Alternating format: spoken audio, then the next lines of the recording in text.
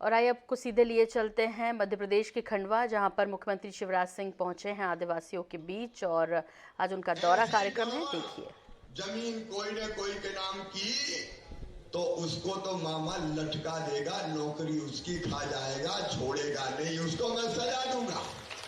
लेकिन ग्राम सभा को यह अधिकार होगा कि वो इस गलती को ठीक कर दे।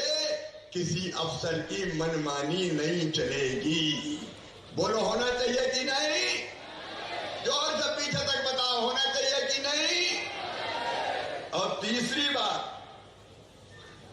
वो भी ध्यान से सुनना। अभी सरकार को जरूरत पड़ी तो सरकार कोई की जमीन भी अधिग्रहित कर लेती है, ले लेती है कि बांध बन रहा है, कोई और चीज हो रही है, ये जमीन हम लेंगे। अब सुनो, आदिवासी क्षेत्रों में, नवासी विकास खंडों में, उन गांवों में अगर आदिवासी की जमीन किसी बांध के लिए या किसी और सरकारी काम के लिए ली जानी है तो वो ग्राम सभा की अनुमति के बिना, आपकी अनुमति के बिना नहीं ली जा सकती।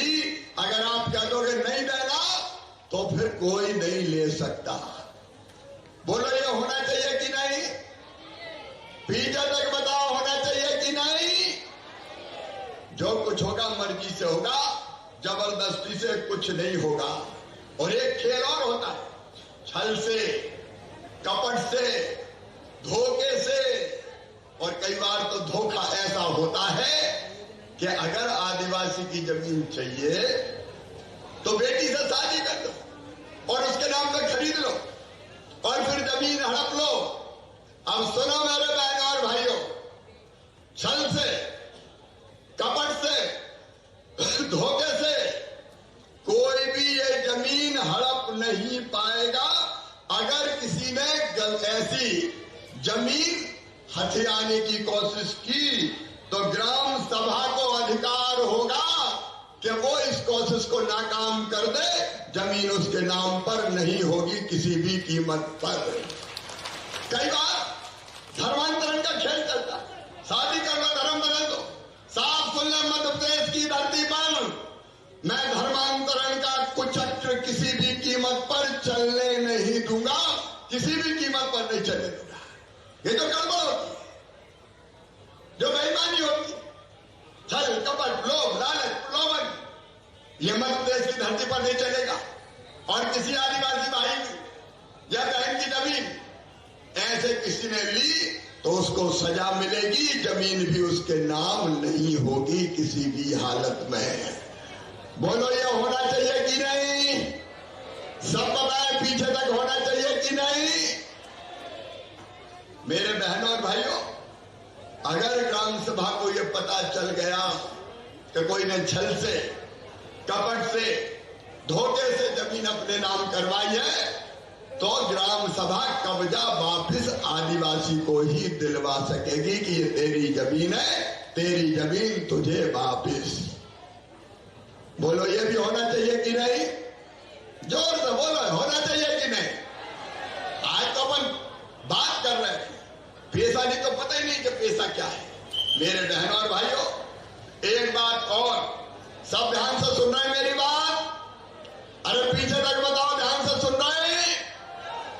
अब अधिसूचित इलाके में, इस क्षेत्र में कोई रेत की खदान हो, कोई मिट्टी की खदान हो, कोई पत्थर की खदान हो, कोई भी गौड़ खनिज हो, उसका पट्टा सरकार नहीं दे सकेगी तब तक जब तक कि ग्राम सभा तय नहीं कर दे कि इसका पट्टा देकर रेत निकालना चाहिए या गिट्टी तोड़ना चाहिए। मेरी बात समझे कि नहीं? अरे समझे कि नहीं? अगर अपने यहाँ रेत की खदान है, अपने यहाँ पत्थर की खदान है, अपने गांव की सीमा में फर्शी की खदान है, तो अभी तो सरकार कोई भी पट्टा दे देती है और वो क्रेशर चलाए, चाहे गिट्टी निकाले, चाहे रेता ले जाए, गांव वालों का क्या लेना देना? अब ये नहीं होगा। ग्राम सभा तय करेगी कि ये रेत की खदान नीलाम की जाए कि नहीं की जाए। ग्राम सभा तय करेगी कि पत्थर की खदान दी जाए कि नहीं दी जाए। समझ में आई मेरी बात? अरे आई तो बोलो, आई कि नहीं? और एक बात और, इस पर पहला अधिकार आदिवासी सोसाइटी का, उसके बाद महिला का, उसके बाद फिर पुरुष का। अगर वो कोई नहीं लेते तो और किसी को देंगे, और नहीं तो नहीं देंगे। मेरे बहनों और भाइयों, ये जमीन का अधिकार देके गांव को मजबूत करने की कोशिश की है। ग्राम सभा को और गांव में रहने वाले बहनों और भाइयों को आर्थिक रूप से मजबूत करने की कोशिश की है, ताकि उसके गांव की रेत चाहे तो वही निकाले और वही बेच के मुनाफा कमाए।